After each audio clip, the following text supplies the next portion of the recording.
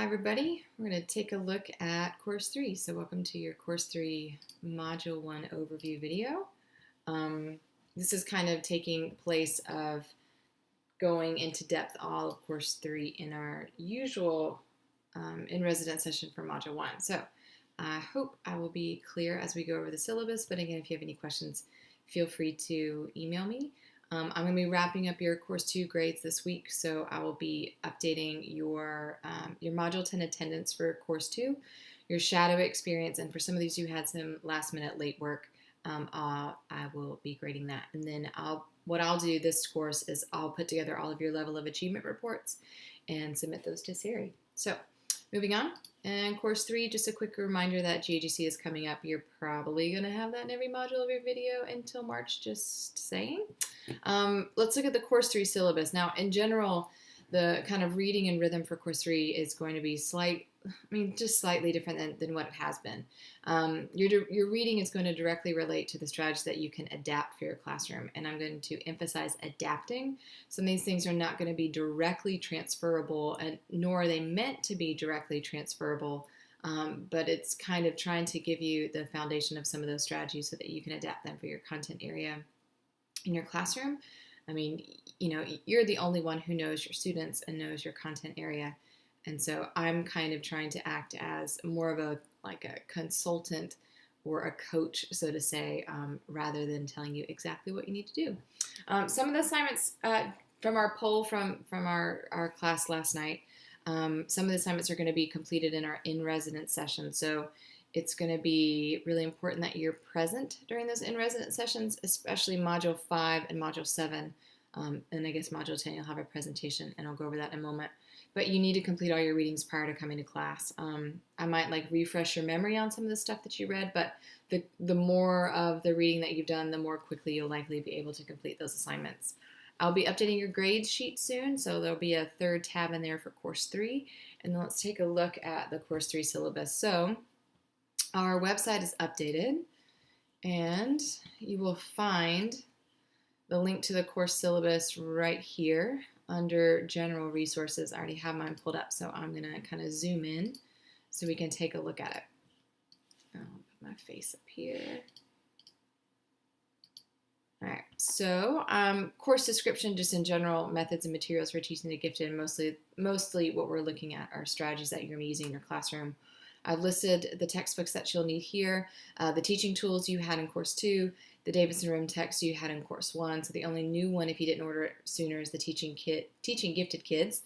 And I usually refer to those two texts as that, Teaching Tools and Teaching Gifted Kids. So make sure those are clear when you read those. Feel free to read through the course objectives. I'm not going to read those out loud. For your proficiency performance, so these are the things that are required. Attendance is 40 points. Module 5 and Module 7 are both 15 points for attendance, and Module 10. You're going to have the kind of primary component that we're working with here are adapting some lesson plans. So you're going to have 4 what we call model lessons that you're going to take a certain strategy and adapt it to your classroom. For each of these model lessons, I have a template provided for you. And for most of these model lessons, I'm just asking you to really give me a snapshot of how you are adapting this gifted teaching strategy to your content area. I don't want a novel of a response, and I'll have some examples that can give you some idea of kind of what I'm looking for. So of those model lessons, there's going to be one on Bloom's taxonomy, which some of you might roll your eyes, but then I was surprised last year as to how many teachers weren't necessarily familiar with Bloom's taxonomy. But it's going to be looking at how you can adapt Bloom's to ensure that you are kind of reaching all those levels, and then considering how some of those levels might better serve your gifted students. The second model lesson you're going to be looking at is differentiating by grouping. So looking at the grouping strategy and deciding if you're wanting to group by content or differentiate by content, differentiate the process that students are doing in the class, the process of learning, or if you want to differentiate the product that they're doing. And so you have a lesson on grouping. And then the third one is creative thinking. So there are tons of creative thinking strategies, and I'm going to give you plenty of resources, and you can really just choose one creative strategy that you like and adapt it. for your lesson. And then the fourth one, I'm going to give you a choice. So you're going to, you're going to read a lot of strategies in especially the Teaching Gifted Kids textbook. And so for that, I'll let you adapt any one that you want. There's going to be one that I would recommend as a creative problem solving, just so a different one of creativity. And then there's one on parallel curriculum model. I'll talk about that, and multiple intelligences. So 4 model lessons. There are going to be 2 article reviews. So one of them is going to be due in Module 2, and the other one isn't due till Module 8. Module 2 is about thinking skills, and Module 8 is about affective, social, emotional support in the classroom. So those are that.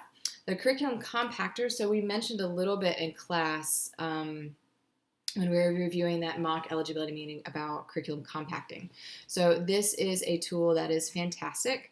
You're going to be reading about the curriculum compactor and its uses prior to coming to class in Module 5. We're going to do the curriculum compactor together in Module 5, so I'll kind of walk you through step by step. I'll remind you to make sure you have any materials that you want to bring with you for some reason, or that you don't already have. But likely you're just going to be adapting kind of a unit of study that you already do and just thinking of a way of compacting it for a gifted student or multiple gifted students and what that might look like. So that's 20 points. And then your kind of big culminating thing, so no final exam, but is your instructional unit project. This is 100 points, so it's a huge chunk of your proficiency points. I think to reach proficient, you need 192. So this is kind of like half of it. And this is, again, it's culminating. So what you're going to be doing is taking a whole unit of study and giving me a little bit of overview about the unit, but then designating 4 lessons of that unit to provide some sort of differentiation for gifted students. And it's up to you how you want to differentiate those 4 lessons. I will advise you to spread them out over the unit. You will need to use a different differentiation strategy in each one of those. So you can't use the same strategy in each one. And then you'll tell me, oh, in this lesson I'm differentiating the content, or in this lesson I'm differentiating the product, and so on. So I've got a nice, I spent all day on this class, y'all, and the website. But I have a nice template that's really, really straightforward in how I want you to input everything for that instructional unit project. And then in Module 10, you're going to present your project to the class. And I haven't decided if we're going to do one person at a time presenting to the whole group, or do those little round robin tables that we did last time. So instructional project, you've got your shadow experience. That's 20 points due in Module 10. 2 entries. Entry 6 is your parent conference attendance and that reflection. And then entry 7 is your third observation. So make sure when parent conferences come up over these next few weeks, I don't know, I forgot calendar-wise exactly what week it is, but I know it comes up during Course 3 that you are attending a parent conference of a gifted student. There are 3 options for an exemplary performance level project if you want to reach into that exemplary range and I guess get a stamp on your certificate. I have no idea. But if you would like to do any of these exemplary performance level projects, you need to notify me by Module 3. That way I can get you the necessary materials and can help or ensure that you're working on it throughout the class. Just a reminder, the new late work policy is that any late work must be submitted just by the following module. So if you need to turn in late work for Module 4, then it's going to be due Module 5, or I'm not going to grade it after Module 5. And it's really just to, one, help keep you guys on your toes. And I know it's tough doing a lot of this work on top of your teaching responsibilities and your life, family responsibilities. But it's also going to help ensure that there's some consistency and cohesiveness throughout the participation of the course, and it's going to help me more easily manage consistent grading procedures. So that is something that I want to make sure I do. So that's that kind of new late work policy. The course schedule is here down at the bottom. So this is where you're going to see just kind of the organization of the course. You can take a look. Now, the Teaching Tools and Teaching Gifted Kids books, when you see, it may look like it's a lot of chapters, but it's not like research articles. Some of these pages are just, examples of rubrics or examples of the handout or stuff. So there's probably lots of these pages that you can skim. So I don't want you to get overwhelmed by when it looks like you have a lot of reading to do. Like here, there's just a lot of good strategies that you'll see how you can kind of skim through them.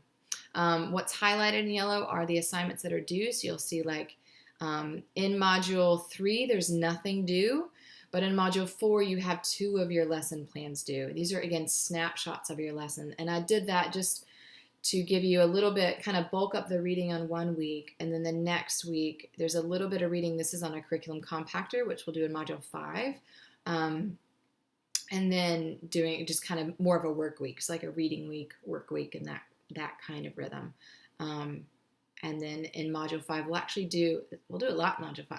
So you'll get points for attendance, but then we'll do your curriculum compactor in class, and then we'll do our Module 3 creative thinking. That creative thinking lesson, we'll do that in class as well. So that's pretty much the course schedule. Make sure you are remembering that last day is a Tuesday, April 16th. The very end of your syllabus is the level of achievement report that I will fill out at the end, but that is just there for your records. So the grade sheet that you will get will look something like such, and zoom in. Where you have your attendance, you'll have your model lessons, and you'll see these model lessons are different, and I'll note them when we get to it. But technically, in order to reach like full credit for the lesson, you also need to implement it. So if you don't implement it and it's really good, you're going to get 9 points. You'll get like 1 extra point for each lesson that you implement, submitting your reflection, that extra little 4 points there. Don't worry, I'll explain all that later. There's a nice little document, your 2 articles, your curriculum compactor. My husband's behind me and he just burps. I don't know if you heard that. Instructional unit project, your shadow experience, and then exemplary project will go there. So back to the slideshow. We're almost done with this video.